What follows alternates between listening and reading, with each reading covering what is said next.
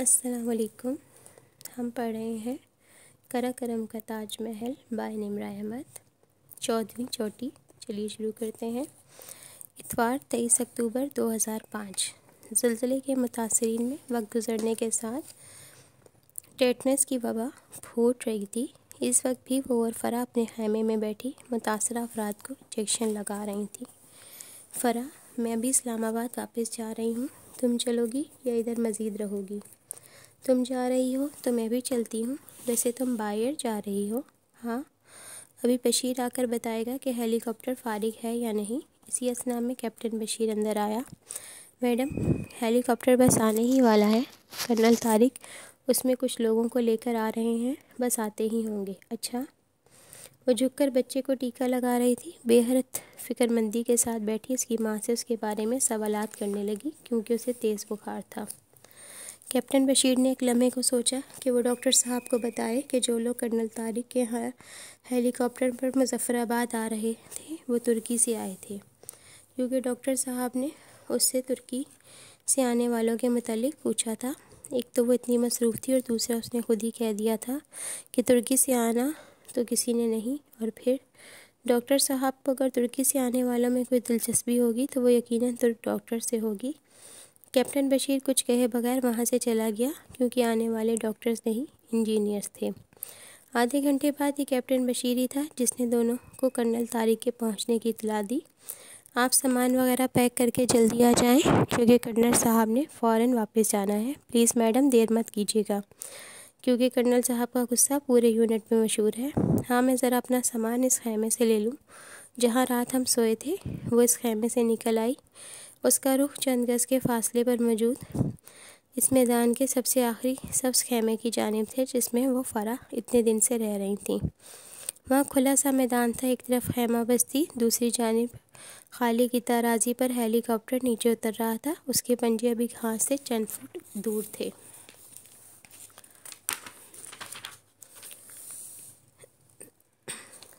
वो इस आखिरी खैमे में चली आई। जल्दी जल्दी वो सामान समेटा, बालों को एक दफ़ा फिर ऊपर करके कैचर में बांधा। किसी चीज़ के चटकने की आवाज़ सुनाई दी, मगर ध्यान दिए बगैर शाल लपेटे, बैग कंधे पे डाले बाहर आ गई। फ़रा उसके इंतज़ार में खड़ी थी। चलो, दोनों साथ हेलीकॉप्टर की जानिब खड़ी बढ़ने लगीं। वहाँ इर्द गिर्द ढेरों लोग, जिनमें अक्सरियत फ़ौजी जवानों की थी, इधर उधर घूम रहे थे। चंद फ़ौजी जवान इन मरीज़ों को हेलीकॉप्टर में चढ़ा रहे थे, जिनको इन्हें सर्जरी और तिब्बी इमदाद के लिए इस्लामाबाद ले जाना था। करीब से गुजरते एक नौजवान को रोककर हदायत कर दी, टोकी की टीम को इस आखिरी खैमे में ले जाओ, अभी वही खाली है। दोनों सर नीचे किए, तेज़ हवा से बचती आगे पीछे अंदर दाखिल हुई। मरीज़ पहुँच चुके थे। दरवाज़ा बंद हो गया था। परीशा ने हेडफोन चढ़ाने से कबल शाल उतारकर बालों को संवारना चाहा, मगर ये क्या, उसके कैचर के एक तरफ लगा दोरंगा पत्थर गायब था। अब कहाँ ढूंढूं इसे? कभी सस्ती एल्फी से भी नहीं छोड़ा। वो कपड़े झाड़ने लगी। अंदर रोशनी खासी कम थी, उसे पत्थर कहीं नज़र नहीं आया। फ़रा, उसका पत्थर गिर गया है, वो कोने वाले खैमे में गिरा होगा, मैं ले आऊँ? बेवकूफ़, हेलीकॉप्टर उड़ने लगा है। कर्नल तारिक के गुस्से के किस्से नहीं सुने, खामखा उनको गुस्सा मत दिलाओ। मगर फ़रा, वो कीमती पत्थर था और लोगों का घर बार लुट गया, और तुम्हें पत्थर की पड़ी है। पत्थर की? कर्नल साहब से दोबारा हेली उतरवाओगी? फ़रा बिल्कुल निशा की तरह घुरकती थी। वो खामोशी से पीछे होकर बैठ गई। जाने कि उसका दिल चाहा कि वो कर्नल तारिक से हेली उतारने की दरख्वास्त करे, सिर्फ 1 मिनट के लिए। बस वो अपना पत्थर ले आए। सिर्फ पत्थर नहीं, इस लम्हे से मुजफ्फराबाद के शहर खामोशा की उदास और सोगवार फ़िज़ा में कुछ और महसूस हुआ था। कुछ ऐसा जो इन पिछले बहुत सारे दिनों में जो उसने वहाँ गुजारे थे नहीं था। वो इस वक्त हेलीकॉप्टर से नीचे उतरना चाहती थी। वो मुजफ्फराबाद छोड़ना नहीं चाहती थी, मगर महज मुरव्वत में खामोश बैठी रही। परीशी और फ़रा को हेलीकॉप्टर में बिठाकर कैप्टन बशीर तेज़ कदमों से वापस आया। जिस जवान को उसने टोकी टीम को खैमे में बिठाने आया था, वो इन 3 अफराद के हमरा इस आखिरी खैमे के करीब ही खड़ा था। तीनों अफराद की बशीर की जानिब पीठ थी। वो इनके करीब आ गया। अस्सलाम वालेकुम सर। तीनों एक साथ पलटे। पहला तुर्क इंजीनियर अच्छी कद्दो-कामत का मालिक था। बाल सियाह, गोरी रंगत, यूरोपी नक्कुश। बशीर ने मुसाफिर के लिए हाथ बढ़ाया। I am captain Bashir. इसकी अंग्रेज़ी पूरे गांव में बेहतरीन थी। कैनन जैनिक, तुर्क इंजीनियर ने गर्मजोशी से हाथ थामा। कैप्टन बशीर दूसरी की जानिब बढ़ा। वो कद में बागी दोनों से 4-5 इंच छोटा था। बाल घुंघरियाले, सुनहरी माइल भूरे, सर पे उल्टी कैप जिस पे सफ़ेद मार्कर से कुछ लिखा था। जैनक यकीन। उसने खुश दिली से बशीर से हाथ मिलाया। खुशी हुई आपसे मिलकर। अब वो तीसरे की जानिब बढ़ा। तीसरा इंजीनियर इन दोनों से एक कदम पीछे खड़ा था। उसका चेहरा अंधेरे में था। उसके सर पे सीधी कैप थी और दोनों हाथ जेबों में डाल रखे थे। कैप्टन बशीर के हाथ बढ़ाने पर वो दायां हाथ जेब से निकालकर उसका हाथ थामते हुए 2 कदम आगे बढ़ा। उसका चेहरा रोशनी पे आया जिस पर बला की संजीदगी थी। उफ़क़ हुसैन अरसलान, उसने अपना तारुफ कराया। उसमें कोई बात ऐसी ज़रूर थी जिससे कैप्टन बशीर मुतासिर हुआ था। शायद वो बहुत हैंडसम था या शायद उसकी शख्सियत में अजीब सी मकनातीसियत थी जो मुकाबिल को मस्मराइज़ कर दिया करती थी। आपको इंजीनियरिंग कवर वालों से पर्स थोड़ी देर में मिलवाता हूँ, तब तक आप अंदर आराम करें, मुजरत में कहकर पलट गया। जैनिक आगे बढ़ा और खैमे का पर्दा हटाकर अंदर कदम रखा। कैनन ने इसकी तकलीद की। उफ़क़ सबसे आखिर में झुककर खैमे में दाखिल हुआ। तीनों एक साथ नीचे ज़मीन पर बैठने ही लगे थे जब उफ़क़ बैठते बैठते रुक गया। उसकी निगाह ज़मीन पर गिरे 2 रंगे पत्थर पर पड़ी। उसने झुककर पत्थर उठाया और उंगलियों के दरमियान पकड़े आंखों के करीब लाकर रोशनी में बगौर देखा। इस पत्थर का साइज़ इस अंगूठे के नाखून से दुगना था। उसके ऐन विस्त में लकीर पड़ी थी। वो कुछ देर उसे उंगलियों की पोरों में पकड़े देखता रहा, फिर कुछ सोचते हुए जेब में डाल लिया और बाहर निकल आया। इधर उधर देखते हुए किसी को तलाश कर रहा था। कुछ चाहिए था मिस्टर अरसलान? कैप्टन बशीर किसी से बात कर रहा था। उसे बाहर आता देखकर करीब आया। नहीं। वो एक लम्हे को रुका, फिर आखिरी खैमे की जानिब इशारा किया। ये खैमा फ़ौज का है, ये इमदाद में आया था। मेरा ख्याल है सर इमदाद में आया था।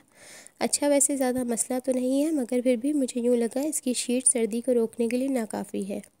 नहीं सर, ये तमाम खैमे खासे गरम हैं, आर्मी कैनवस के बने हैं और इनमें पैराशूट लाइन्स हैं। मुझे नाजुक मिजाज मत समझना कैप्टन, मगर पहले रहने वालों को तो शिकायत नहीं हुई। अंदाज सरसरी था। नहीं, बल्कि जिन्हें ठहराया था उन्होंने तो जिक्र भी नहीं किया। हो सकता है जिन्हें आपने ठहराया हो उनका ताल्लुक अंटार्कटिका से हो। वो जाहिर है गर्म ही लगेगा। वो होले से हंसा। वो अंग्रेज़ी में तेज़ तेज़ बोल रहा था और बाद अल्फाज समझने में बशीर को दिक्कत हो रही थी। नहीं सर, वो दोनों तो इस्लामाबाद की डॉक्टर्स थी, पम्स अस्पताल से आई थी। उन्होंने कोई शिकायत नहीं की। कैप्टन ने ज़ोर देकर नफ़ी में सर हिलाया। पम्स अस्पताल? वो बड़बड़ाया, फिर जेब से पत्थर निकाला। ये किसका है? मुझे खैमे के फर्श पर से मिला। ये तो डॉक्टर साहिबा के क्लिप पर लगा था शायद। मैं और ना करता, मगर ये ढीला था और गिरने को था। मैंने डॉक्टर साहिबा को कहा भी था कि कीमती है, ध्यान रखें, मगर ये फिर भी गिर गया। वो डॉक्टर साहिबा कहाँ हैं? उसने बज़ाहिर आम से अंदाज में पूछा। वो तो अभी हेली पर इस्लामाबाद चली गई। तुर्क इंजीनियर के चेहरे पर फैलती मायूसी बशीर को हैरत हुई। सर आप ये मुझे दे दें, मैं इस्लामाबाद गया तो इनको दे दूँगा। तुम इस्लामाबाद कब जाओगे? उसने उल्टा सवाल किया।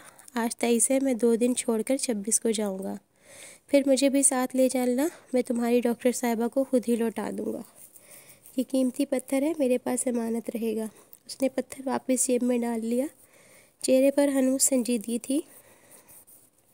चलें, जैसे आपकी मर्ज़ी, कैप्टन बशीर ने उलझन भरे अंदाज में कहा। तुर्क इंजीनियर पलटकर वापस खैमे की खाने चला गया। वो इसी तरह हैरत अचंभे से दूर जाते देखता रहा।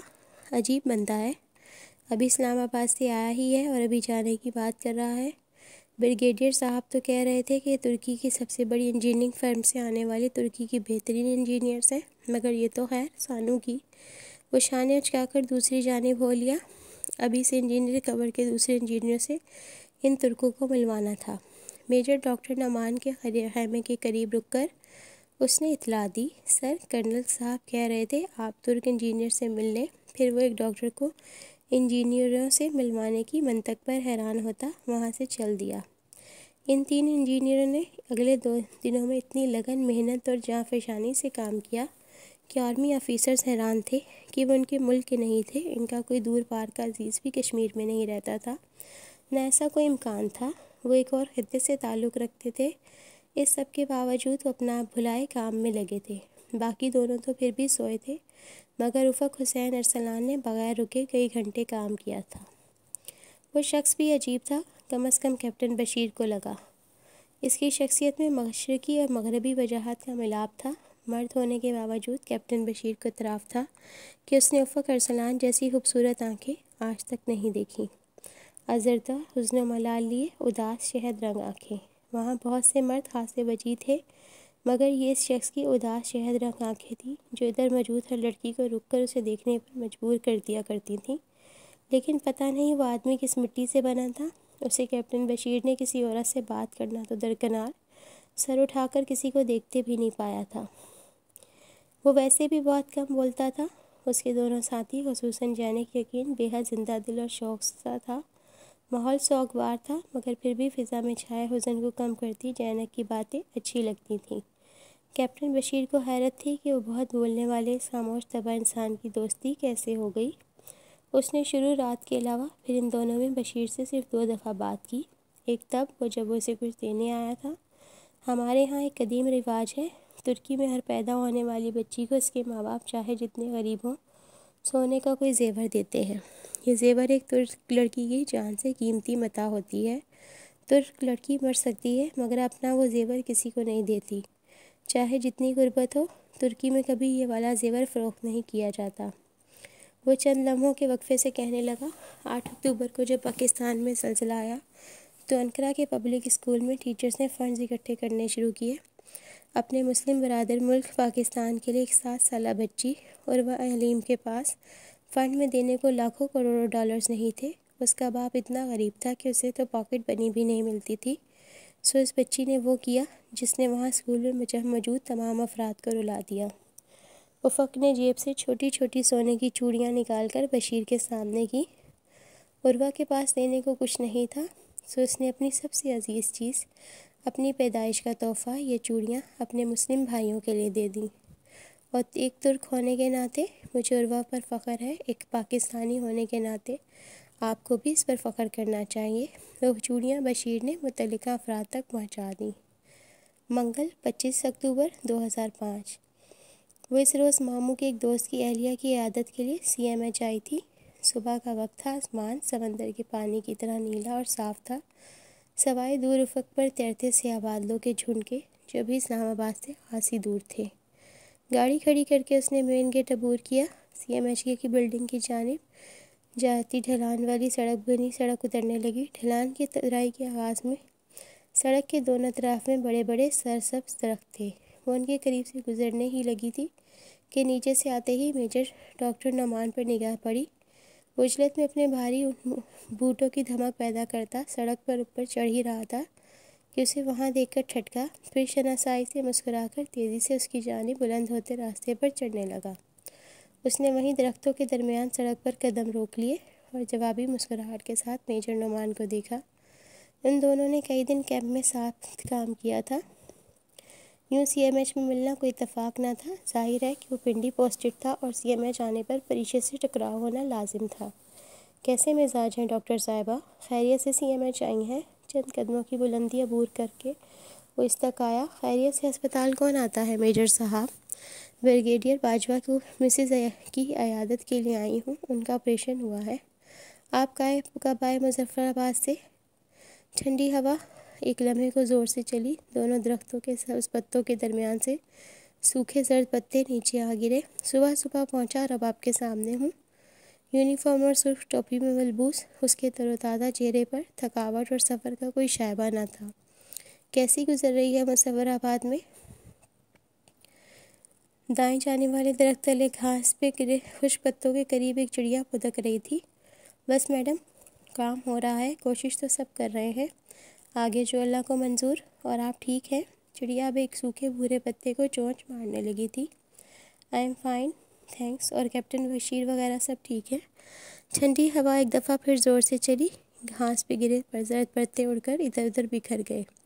अल्हम्दुलिल्लाह सब ठीक है, कैंप भी ठीक ठाक है। कुछ फॉरनर्स भी आए हुए हैं। फॉरनर्स तो पहले भी थे, मगर परसों जिन लोगों से मिलकर आ रहा हूँ उनके सोशल वर्क के जज्बे ने तो मुझे हैरान कर दिया। खैर काम तो हो रहा है, आगे देखें। शायद वो बोलने का खासा शौकीन था, वरना आर्मी वालों को अमूमन उसने टू दी पॉइंट बात करते देखा था। मिसेस बाजवा को तो खैर अभी कुछ टेस्ट करवाने थे, इन्हें दूसरे डिपार्टमेंट लेकर गए हैं। आपको कुछ देर इंतज़ार करना पड़ेगा, मैं एक पता करता हूँ, वो रूम में आ जाए तो आपको बता दूँगा। अरे मेजर नोमान, मैं खुद देख लूँगी, आप खामखा तकल्लुफ़ ना करें।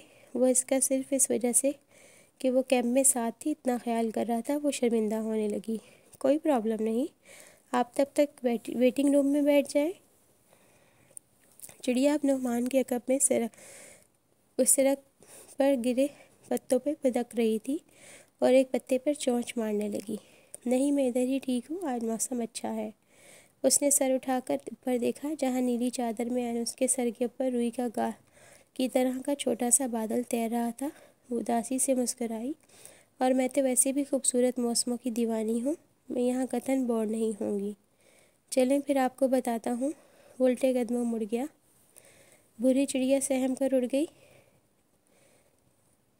चिड़िया दाएं तारीफ वाले दरख्त पर जा बैठी और मेजर नोमान ढलान उतरने लगा तो चिड़िया वापस घास पर आ गई। परीक्षे से जाता देखती रही, फिर बाएं तरफ आगे दरख्त के करीब आई और उसके तने से टेक लगाकर बैठ गई। भूरी चिड़िया उसके बिल्कुल सामने वाले दरख्त के नीचे घास पर चोंचे मार रही थी। ठंडी हवा का झोंका आया, वो दरख्त के तने से टेक लगाए बीते लम्हों को याद करने लगी, जब इन्हीं खूबसूरत मौसमों में वो साथ साथ वादियों, मरगज़ारों और चश्मों में फिरते थे। ऐसा ही एक दरख्त था जिसके तने से कभी वो टेक लगाकर बैठते थे, और ऐसी ही घास थी। भूरी चिड़िया अब भुतकती सड़क तक आई। उसने आंखें मूंद लीं। जर्द सूखे चुरमुर करते चंद पत्ते अभी तक उसके बालों, गोद और दुपट्टे में ठहरे थे। उसके लब धीरे धीरे गुनगुनाने लगे, वो गीत जो कभी मूसलाधार बारिश में भीगते हुए उफ़क़ अरसलान पिंजरे में मुकीद मोरों को सुना रहा था।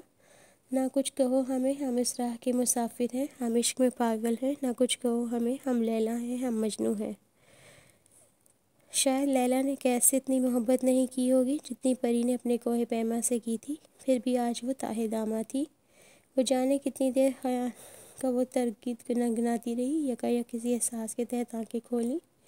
भूरी चिड़िया दोबारा सहम कर सामने वाले दरख्त के कब में छुप गई, क्योंकि अब वहाँ सड़क पर मेजर नोमान खड़ा मुस्कुरा रहा था।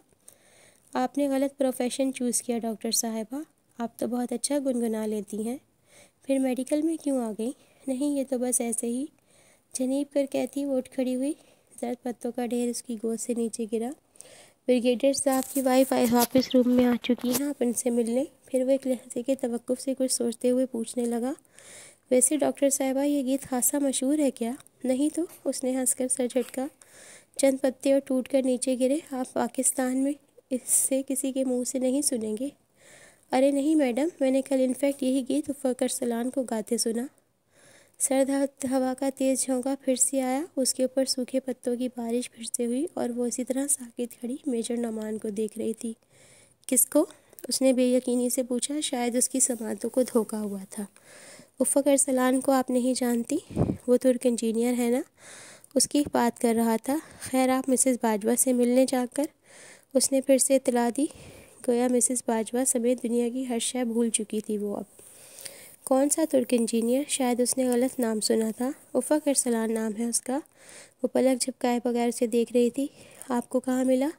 वहीं मुजफ्फराबाद में। वो रिलीफ एंड रेस्क्यू वर्क के लिए तुर्की से आया है, कल यही गाना गा रहा था। शायद ये तुर्क गीत है। वो जिस तरह मेजर नोमान को देख रही थी वो लच गया। मगर मैंने मुजफ्फराबाद में कोई तुर्क इंजीनियर नहीं देखा।